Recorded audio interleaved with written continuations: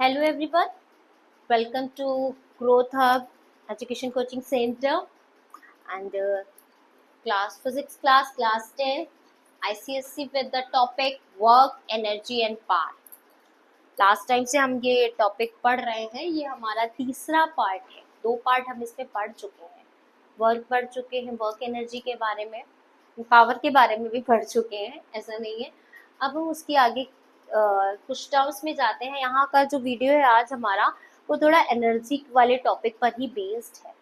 ठीक, एनर्जी तो बहुत ज़रूरी होती है ना हर काम करने के लिए, तो उसी के टॉपिक पर हमारा आज एनर्जी वाला टॉपिक है। उसमें बहुत डिफरेंट फॉर्म्स होते हैं, मैथमेटिकल फॉर्म्स होते हैं, उसको थोड़ा सा हम आज वीडियो में डिस्कस करेंगे। बाकी प्रीवियस वर्क के लिए आप हमारा प्रीवियस 2 वीडियो जो पढ़ा हुआ है वो देख सकते हैं कि उसमें हमने आपको वर्क बताया है, फॉर्मूला, एनर्जी बताया, वहाँ पर एनर्जी हमने थ्योरेटिकल बेस पे बताई थी, पावर का फॉर्मूला बताया है, 2-3 न्यूमेरिकल्स भी डिस्कस करे हुए थे। ठीक है, तो आज हमारा जो वीडियो है वो हमारा स्टार्ट होता है डिफरेंट फॉर्म्स ऑफ एनर्जी। सब एनर्जी लेके पढ़ेंगे आज। ठीक, एनर्जी होगी तभी हम कोई काम कर पाएंगे, एनर्जी होगी तभी हम पढ़ पाएंगे और हम पढ़ा पाएंगे आपको। चलिए, ये तो कॉमन बात हो गई। आते हैं डिफरेंट फॉर्म्स ऑफ एनर्जी। देखिए, यहाँ पर आप बोलो कि यहाँ तो आपने 2 ही एनर्जी लिख के रख दी, mechanical kinetic energy and potential energy, और हम लोग तो क्लास 7th 8th में 9th में पढ़ते चले आ रहे हैं कि इलेक्ट्रिकल एनर्जी भी होती है, लाइट एनर्जी भी होती है। ठीक है, बहुत सारी एनर्जीज होती है, एटॉमिक एनर्जी होती है। यहाँ पर तो हमने 2 ही एनर्जी लिखी हुई है, तो एक चीज देखिए, हमने यहाँ पर एक हेडिंग डाल के रखी हुई है, mechanical energy and its different forms. Mechanical energy में ही potential energy and kinetic energy आती है। मैकेनिकल एनर्जी क्या होती है? Potential energy and kinetic energy को ही हम मैकेनिकल एनर्जी बोलते हैं। तो हमें यहाँ पर पहले पोटेंशियल और काइनेटिक एनर्जी के बारे में ही पढ़ते हैं कि what is the potential energy and what is the kinetic energy. नाम से देखिए, अगर हम केवल अभी हम नाम पर जाएं, पोटेंशियल जो हमारे पास है, हमारे अंदर है, पोटेंशियल बोलते हैं, अंदर ही पोटेंशियल है काम करने की, मतलब हमारी ताकत, हम हैं, हम जहाँ खड़े हैं, हम जहाँ पर है, हमारी जैसी शेप है, हम किस तरीके से, हम मोटे हैं कि पतले हैं, हम कैसे लंबे हैं, छोटे हैं, उस पर काम डिसाइड किया जाता है। तो पोटेंशियल पर डिपेंड हो गया। तो पोटेंशियल एनर्जी क्या हो गई? हम जैसे हैं, साइज, शेप, एंड एक हो गया हम कहाँ पर हैं। ठीक, गर्मी में बैठे होंगे तो हमारे पास बिल्कुल एनर्जी नहीं होगी, और अगर हम कहीं कूलिंग वाली जगह पे बैठे होंगे तो वहाँ हमारे पास बहुत सारी एनर्जी होगी काम करने की। तो वो तो हो गई पोटेंशियल एनर्जी। काइनेटिक टर्म सुना हो, चलने के टाइम पे होती है। ठीक, तो मतलब काइनेटिक एनर्जी किसकी वजह से हो गई? मूवमेंट की वजह से, चलने की वजह से। तो वो हमारी एनर्जी कौन सी हो गई? Kinetic energy. ठीक है, तो पोटेंशियल एनर्जी पे आते हैं।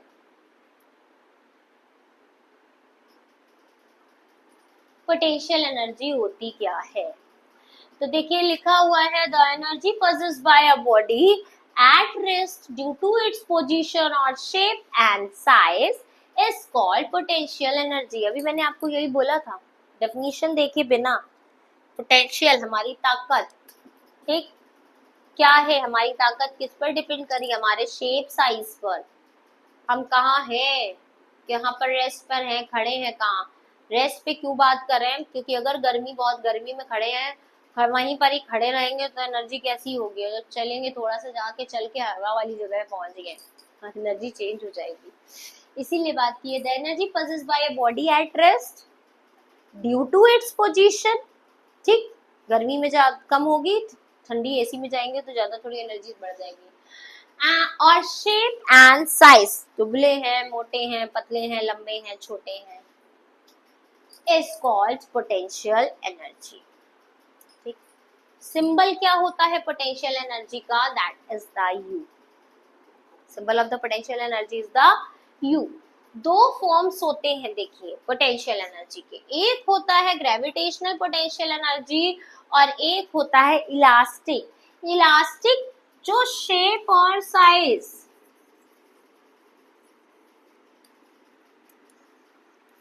और जो ग्रेविटेशनल पोटेंशियल एनर्जी होता है that is based on the position. ठीक, पोजीशन पे कैसे, हम कहाँ खड़े हैं, कहाँ पर हमारा जी कितना है, एक्सेलरेशन ड्यू टू ग्रेविटी जिसको बोलते हैं, तो वो एनर्जी होती है ग्रेविटेशनल पोटेंशियल एनर्जी।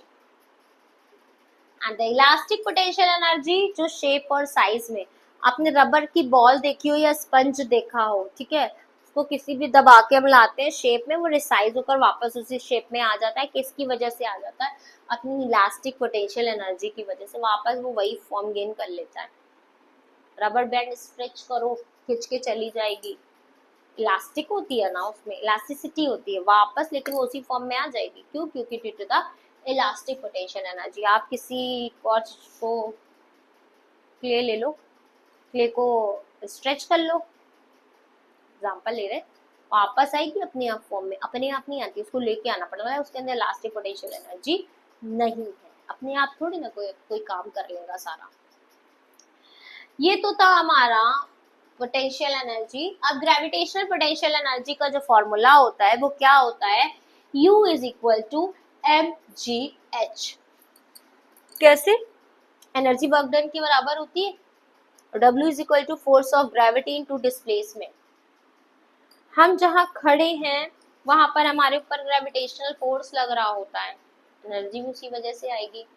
तो इसीलिए फोर्स ऑफ ग्रेविटी यहाँ पर ले लिया m इंटू जी, क्योंकि डिस्प्लेसमेंट लेना है, वर्टिकली फोर्स ऑफ ग्रेविटी लग रहा है तो डिस्प्लेसमेंट हो गया h, तो फॉर्मूला निकल के आ गया u is equal to mgh, u is equal to mgh।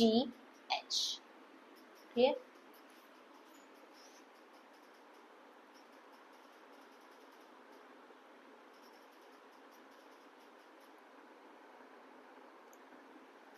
Kinetic energy, kinetic energy की बात करें तो हमने बोला था काइनेटिक एनर्जी किसकी वजह से आती है? चलने की वजह से आती है। ऐसा होता है ना, काइनेटिक एनर्जी किसकी वजह से आती है? चलने की वजह से।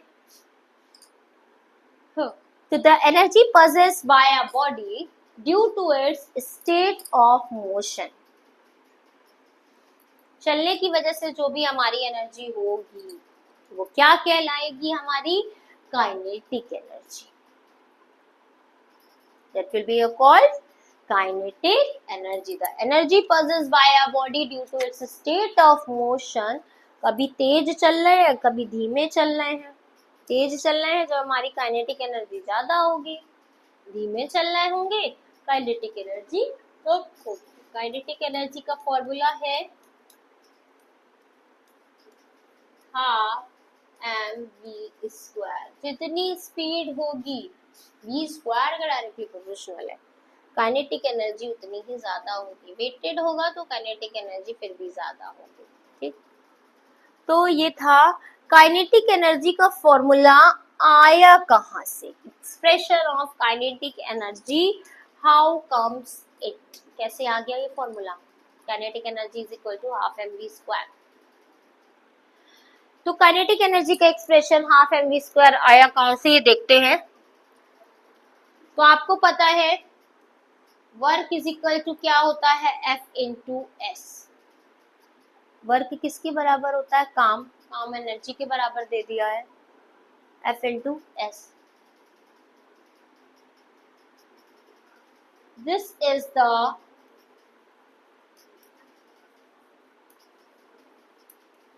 Third equation of motion. This is the third equation of motion. Third equation of motion हमारी क्या थी? v² is equal to u² plus 2as। ठीक, अब क्योंकि कोई बॉडी रेस्ट से चलना स्टार्ट करा, ठीक है, मूव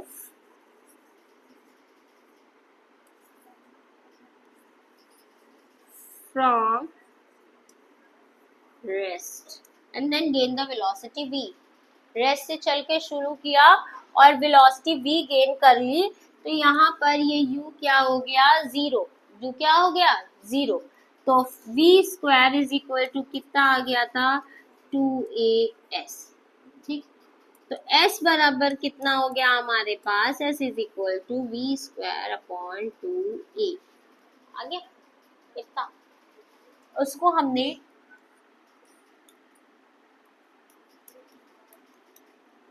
एनर्जी काम के बराबर होती है, बार बार ये होता है ना, ठीक है। The ability to do the work, capacity to do the work, energy की डेफिनेशन बढ़ाई थी, the capacity to do the work.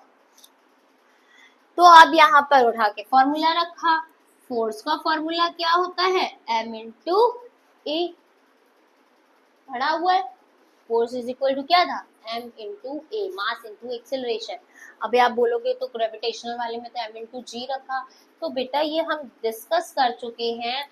जब हम वर्टिकली बात करें तो वहां पर जो फोर्स होता है वो m into G, acceleration due to gravity की वजह से होता है।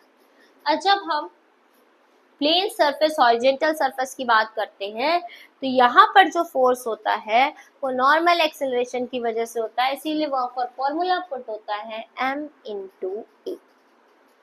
क्लियर?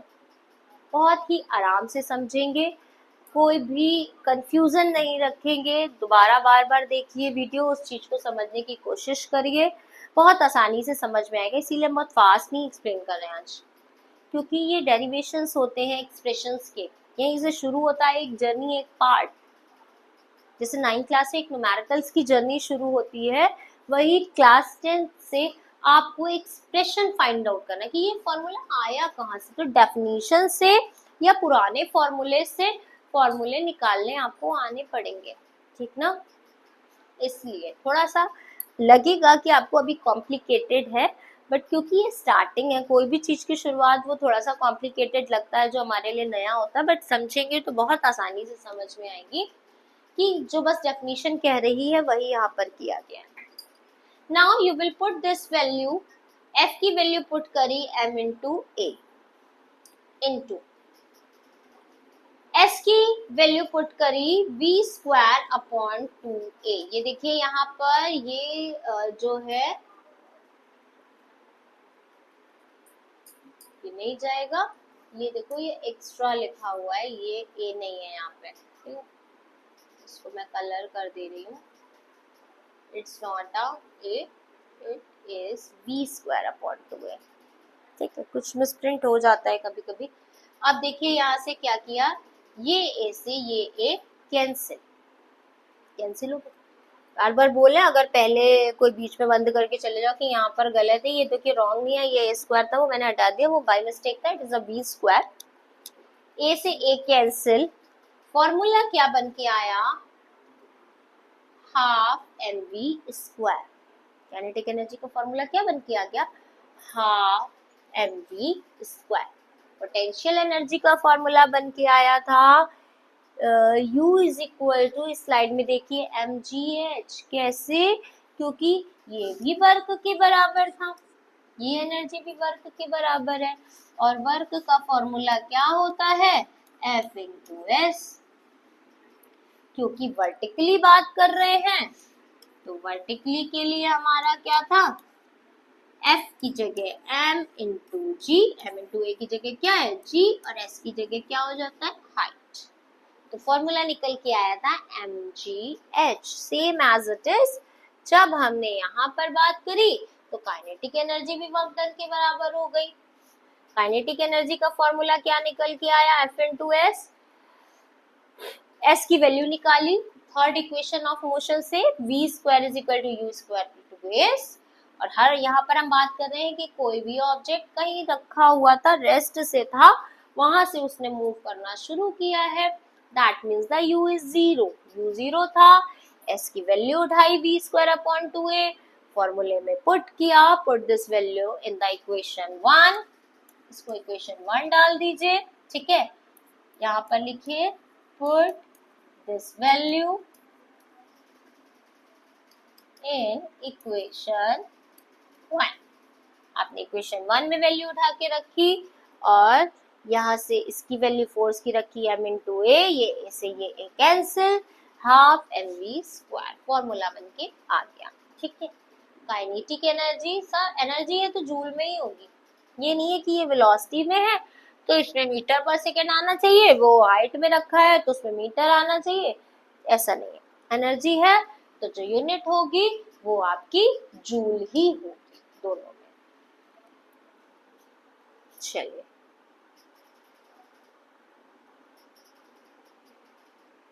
नेक्स्ट आते हैं different forms of kinetic. Different forms of energy में आए, ये सब में हेडिंग पड़ चुकी है डिफरेंट फॉर्म्स, ये सब में नहीं होनी चाहिए हेडिंग।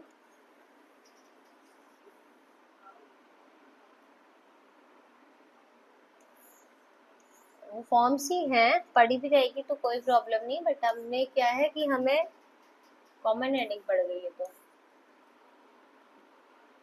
चलिए यहाँ पर जो टॉपिक है वो है हमारा relation between kinetic energy and momentum. Kinetic energy और मोमेंटम में रिलेशन निकालना है। अब काइनेटिक एनर्जी और मोमेंटम में रिलेशन क्यों निकालना है?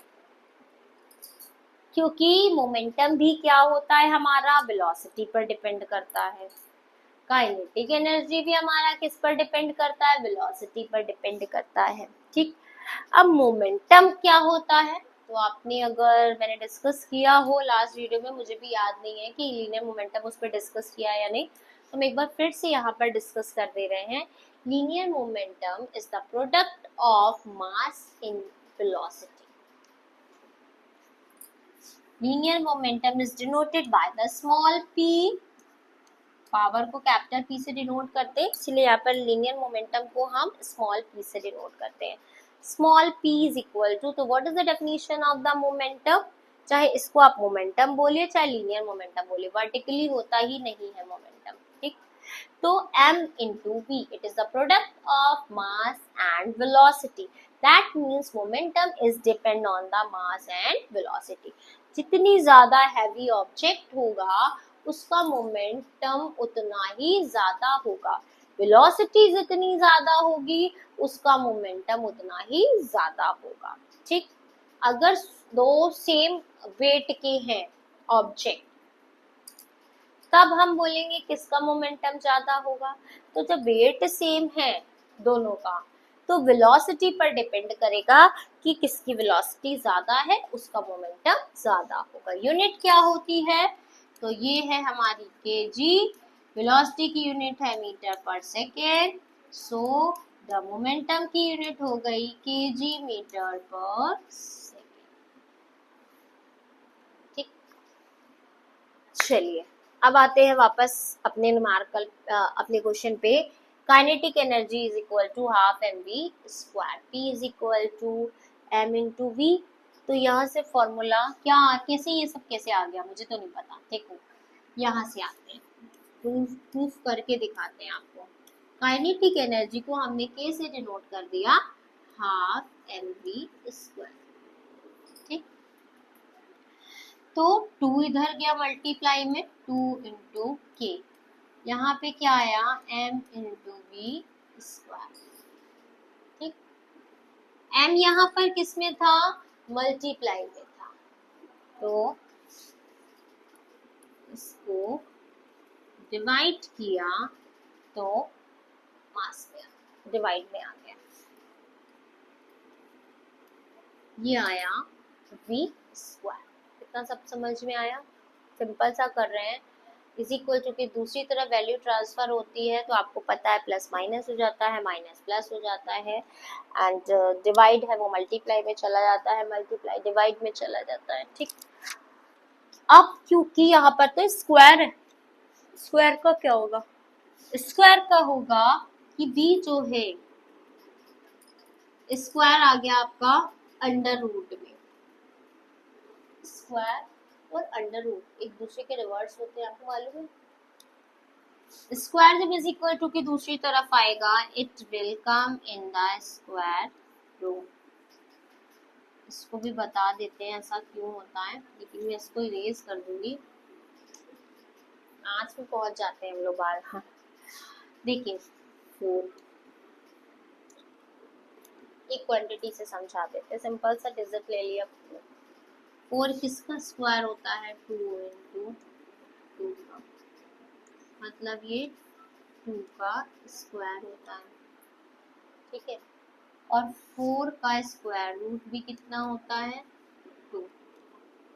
ठीक, क्यों? क्योंकि ये 2 × 2 में से एक कॉमन वैल्यू निकल के आती है। आगे समझ में कि स्क्वायर रूट और स्क्वायर एक दूसरे के रिवर्सिबल होते हैं। इसका इस एक्सप्रेशन में कोई वैसा रोल नहीं है, ये मैंने आपको एक्सप्लेन करके बताया है, इसलिए मैं इसको इरेज कर दे रही हूँ, तो don't let be confuse about that. तो v सॉरी स्क्वायर तो हट जाएगा ना, तो v की वैल्यू क्या आ गई? √2k/m। पुट दिस वैल्यू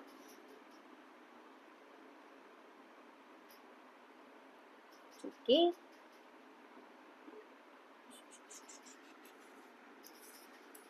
गलत लिखी है यहाँ पे, ठीक है।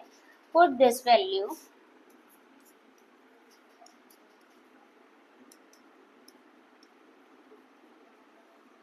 In equation 1।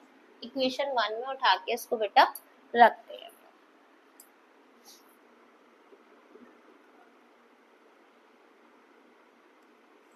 P is equal to m into √2k/m। ये कोई भी नहीं है वैल्यू, ठीक है।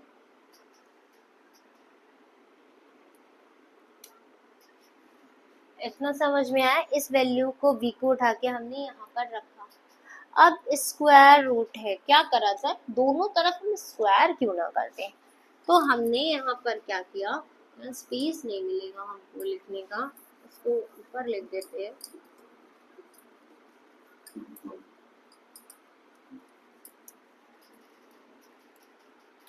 इसको उठा के हम यहाँ पर रख लेते हैं बेटा, स्पेस नहीं मिल रहा है हमें कैलकुलेट करने का।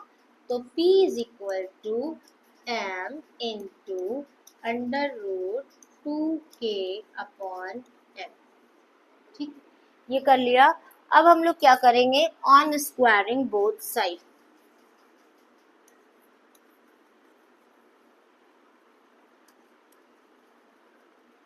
दोनों साइड हमने क्या कर दिया है? स्क्वायर कर दिया है, ठीक। और स्क्वायरिंग बोथ साइड, तो ये हो गया p स्क्वायर, ठीक है, एंड ये आ गया हमारा m स्क्वायर, m का भी स्क्वायर हो गया, और √2k/m का जब हम स्क्वायर करेंगे तो स्क्वायर रूट हट जाएगा, तो वहां पे क्या आ जाएगा? 2k/m। इसी स्क्वायर रूट को हटाने के लिए तो हमने स्क्वायरिंग की हुई है, कि हम स्क्वायरिंग कर देंगे तो स्क्वायर रूट क्या हो जाएगा? वहां से हट जाएगा, उसी के लिए हमने किया हुआ है। अब देखिए, अब यहाँ से क्या हुआ? इस m से ये वाला स्क्वायर कैंसिल हो गया, ठीक हो गया, नीचे चला गया हमारा। p square is equal to क्या आ गया? 2mk, या तो आप ये लिख सकते हो, ठीक है, p square is equal to 2mk, या फिर आपका कहीं कहीं लिख के आता है k square is equal to p square upon 2m, जो कि यहाँ पर ये लिखा हुआ है, यही प्रूफ करा हुआ है हमने कि k is equal to p square upon 2m। This is the relationship between kinetic energy and momentum, ठीक। मोमेंटम हमारा जितना ज्यादा होगा, ठीक है, काइनेटिक एनर्जी उतनी ही ज्यादा होगी, because it is the p square upon 2, ठीक। तो ये था हमारा relationship between the kinetic energy and momentum. ये कभी कभी पूछा भी जाता है टेस्ट में, ठीक। डायरेक्ट न्यूमेरिकल्स भी आते हैं इस पर बेस्ड, कहीं आपको काइनेटिक एनर्जी और मास गिवन हो, ठीक है, या मास वेलोसिटी गिवन हो, तो मोमेंटम निकाल लेंगे, या इस एक्सप्रेशन वो डिपेंड करता है, न्यूमेरिकल कैसे भी पूछे जा सकते हैं इसमें। Okay, come with the last topic, different forms of energy. फिर से वही लिख के आया, डिफरेंट फॉर्म्स ऑफ एनर्जी को हम लोग कट कर लेते हैं। वर्क एनर्जी थ्योरम क्या आ गई, half mv square is equal to half, ये half mv square, it will be a minus, not is equal to, it is half mv square minus half mu square.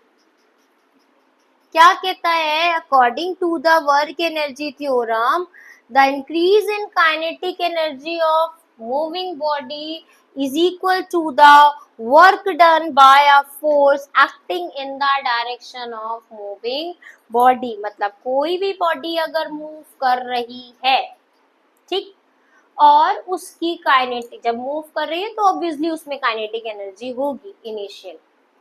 Start नहीं बोला गया कि rest से start हो रही है, move कर रही की बात हो रही है, और उस पे थोड़ी सी उसकी स्पीड और बढ़ी, काइनेटिक एनर्जी उसमें चेंजमेंट हुआ, इंक्रीज या डिक्रीज हुई, व्हाटएवर. यहाँ पर हम इंक्रीज की बात करें, काइनेटिक एनर्जी उसकी और बढ़ गई, ठीक. तो जो काइनेटिक एनर्जी उसकी इंक्रीज हुई, तो पहली वाली काइनेटिक एनर्जी और जो लास्ट वाली काइनेटिक एनर्जी थी, दोनों का डिफरेंस जो है आपका, वो किसके बराबर होता है, वो उस वर्क डन के बराबर होता है जो उस ऑब्जेक्ट पर, उस मूविंग बॉडी पर काम किया गया उसकी स्पीड को बढ़ाने के लिए. कोई भी जो ऑब्जेक्ट बॉडी मूव कर रही है वो अपने आप अपनी स्पीड इंक्रीज नहीं करेगी, उसकी स्पीड को आपको क्या करना पड़ेगा, किसी ना किसी वे में घटाना या बढ़ाना पड़ेगा. मतलब हमें उस पर काम करना पड़ रहा है, ठीक. तो जो उस पर काम किया गया है वही किसके बराबर है, उसकी काइनेटिक एनर्जी में जितना भी इंक्रीज हो रहा है, that is the work energy theorem. It's the most important topic, work energy. What is the work energy theorem? According to the work energy theorem, formula भी वही है, according to the work energy theorem क्या है, the increase in kinetic energy of a moving body. पहले उसकी u थी जब velocity, तो उसकी काइनेटिक एनर्जी थी हाफ mu स्क्वायर. बाद में उसकी वेलोसिटी हो गई v, तो उसकी काइनेटिक एनर्जी कितनी हो गई, हाफ mv स्क्वायर. तो कितनी बड़ी, दोनों को माइनस कर देंगे, ठीक. तो सपोज जैसे हम यहाँ बात करते हैं कि पहले 10 जूल थी काइनेटिक एनर्जी, बाद में उसकी काइनेटिक एनर्जी कितनी हो गई, 20 जूल, ठीक है. तो कितना डिफरेंस आया, कितनी बढ़ी, 10 जूल. तो ये 10 जूल किसके बराबर है, मतलब इसके ऊपर 10 जूल का काम किया गया, तो उसने उसमें 10 जूल की एनर्जी ट्रांसफर करी. इस एक्सप्रेशन को निकालते हैं, कैसे निकालेंगे, तो देखिए initial velocity u, final velocity v. बेटा देखिए वेलोसिटी चेंज होगी, मास तो किसी थोड़ी ना, हम यहाँ पर 50 kg के हैं तो चलते चलते हम क्या 30 kg हो जाएंगे या 60 kg हो जाएंगे, ऐसा नहीं होता. मास कांस्टेंट वैल्यू होती है, वो आप सबको पता है. m जो है वो है मास, ठीक. तो पहली काइनेटिक एनर्जी जो होगी ke1, वो क्या होगी, हाफ mu स्क्वायर. दूसरी काइनेटिक एनर्जी ke2, वो कितनी होगी, हाफ mv स्क्वायर, ठीक. दोनों का चेंजमेंट निकाला, चेंज इन काइनेटिक एनर्जी, क्योंकि वेलोसिटी इंक्रीज हो रही है, ठीक है. तो ke2 माइनस ke1, बाद वाली वैल्यू बढ़ रही है, पहले वाली वैल्यू कम है, तो दोनों का डिफरेंस निकाला, half m v square minus half m u square, ठीक. इतना हुआ. दोनों से हमने क्या किया, देखो यहाँ भी हमने क्या किया, यही लिख दिया. यहाँ से अब हमने क्या किया, 1/2 m क्या कर लिया, कॉमन ले लिया, ठीक है. यहाँ पर क्या आया, v square minus u square. इतना तो सबको समझ में आ रहा होगा, ठीक. अकॉर्डिंग टू यहीं पर सॉल्व कर दे क्या? क्या देखो यहाँ पे हम लिख रहे हैं, यहाँ स्पेस नहीं है, आप यहाँ पर इसको लिखेंगे according to third equation of motion. क्या होता है थर्ड इक्वेशन ऑफ मोशन? आपको क्या कहता है? v square is equal to u square plus 2as। ठीक, तो यहाँ पे कोई काम नहीं है, इसलिए इसको यहाँ से इरेज कर दे रहे हैं, स्पेस नहीं मिलेगा हमको अपने कैलकुलेशन के लिए।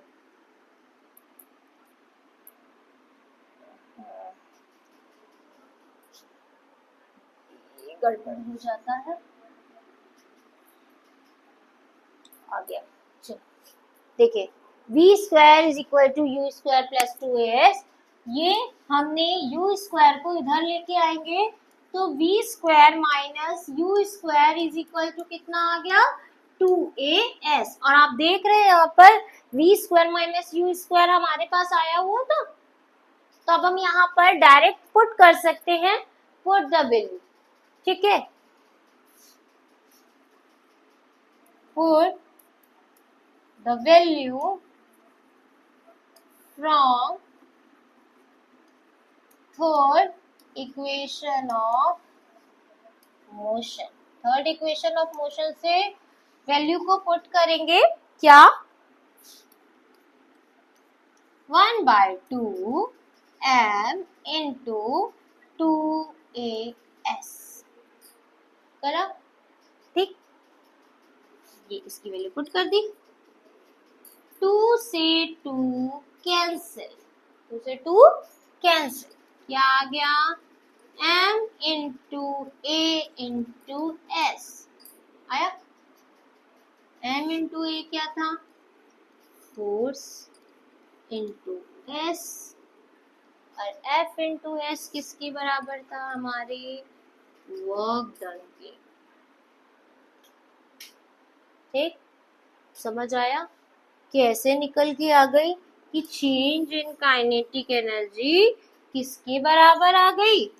जो हम उसके ऊपर काम कर रहे हैं, that is the work energy theorem. ये आपकी वर्क एनर्जी थ्योरम है। कैसे हो गई वर्क एनर्जी थ्योरम?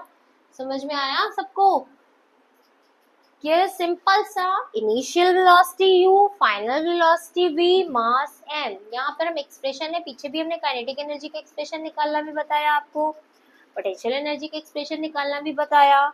उसके बाद हमने आपको लीनियर मोमेंटम और काइनेटिक एनर्जी में जो रिलेशन था वो भी एक्सप्लेन किया। नाउ आपका ये था वर्क एनर्जी थ्योरम, जो कि मोस्ट इंपॉर्टेंट टॉपिक। बार बार मैंने आपको बोला, तो initial velocity u, final velocity v, mass is the m। ठीक, kinetic energy, first kinetic energy पहले इनिशियल कितनी होगी? Half mv square. जब वेलोसिटी उसकी बढ़ गई v, तो काइनेटिक एनर्जी ke2 कितनी हो गई? Half mv square. Change in kinetic energy, क्योंकि इंक्रीजिंग काइनेटिक एनर्जी को ही बराबर बताया है इन्होंने किसके? वर्क डन बाय या फोर्स के। तो काइनेटिक एनर्जी सेकेंड वाली को हमने फर्स्ट से माइनस करा, क्योंकि यहाँ पर वेलोसिटी बढ़ाई जा रही थी, काइनेटिक एनर्जी इंक्रीज हो रही थी, तो बाद वाले को पहले वाले से माइनस किया है, बड़ा ही छोटे से माइनस होगा। Half mv square minus half mv square, 1/2m। यहाँ से क्या ले लिया हमने? कॉमन ले लिया। ठीक, बहुत से इसमें पता है क्या करते हैं, अब भी अगर आपको सोचो कि आपने दूसरा वीडियो देखा है उसमें तो अलग बताया, उसमें कोई अलग नहीं बताया बेटा। ये 2 को नीचे ही डिवाइड में रखेंगे, v square minus u square upon 2, और v square minus u square upon 2 को डायरेक्ट 2s ले लेंगे। ठीक, तो हम ऐसा कुछ नहीं, हम पूरा प्रॉपर m/2 को हमने जो कॉमन आ रहा था पूरा कॉमन ले लिया, हमें कुछ अभी पता नहीं है। v square minus u square लिखा।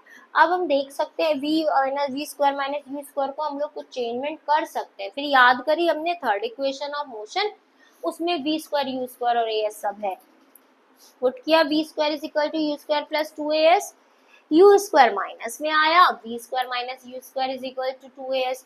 तो अब हमने यहाँ पर पुट कर दी v square minus u square की value, which is are 2as। क्या हुआ? 2 से 2 कैंसिल हो गया। ठीक, m इंटू a को हमने क्या बोला? फोर्स, s तो था ही, और ये किसके बराबर आ गया, हमारा वर्क डन के फॉर्मूले के। तो ये हो गई हमारी वर्क एनर्जी थ्योरम की प्रूविंग। तो ये जो हमारा था आज क्या क्या टॉपिक डिस्कस किया वो एक बार रिकॉल कर देते हैं। कि एक था हमारा कि मैकेनिकल एनर्जी और उसके part potential energy and kinetic energy. Potential energy हमने बताया आपको किसकी वजह से होती है, शेप और साइज की वजह से, पोजीशन की वजह से। पोजीशन की वजह से ग्रेविटेशनल पोटेंशियल एनर्जी थी, शेप साइज की वजह से इलास्टिक पोटेंशियल एनर्जी थी। ठीक, फॉर्मूला था हमारा पोटेंशियल एनर्जी का W is equal to, W क्यों लिया, वर्क भी है वही, work done energy possessed, U is equal to mgh, unit आपकी वही होगी joule. Kinetic energy, it's the energy due to the state of motion, मतलब वेलोसिटी की वजह से। Kinetic energy is equal to half mv square. Formula proof किया हमने kinetic energy का, कैसे आया, F इंटू एस, वर्क के फॉर्मूले से ही निकाला। सब में हमारी equation of motion he use होंगी बराबर, तो इक्वेशन ऑफ मोशन आपको बहुत अच्छे से क्लियर होनी चाहिए। उसके बाद हमने आपको रिलेशन बता दिया काइनेटिक एनर्जी एंड मोमेंटम का, क्या होता है, k is equal to p square upon 2m, k for the kinetic energy, p for the momentum, m for the mass. And the last one topic work energy theorem. What is the work energy theorem, increase in kinetic energy is equal to work done on time, जिस उसके ऊपर जितना भी हमने काम किया है वो किसके बराबर है, उसकी इंक्रीज इन काइनेटिक एनर्जी के, और यही क्या है, work energy theorem. So it's all about that today. Next video में हम कुछ न्यूमेरिकल्स के साथ डिस्कस करेंगे। Thank you and have a nice day.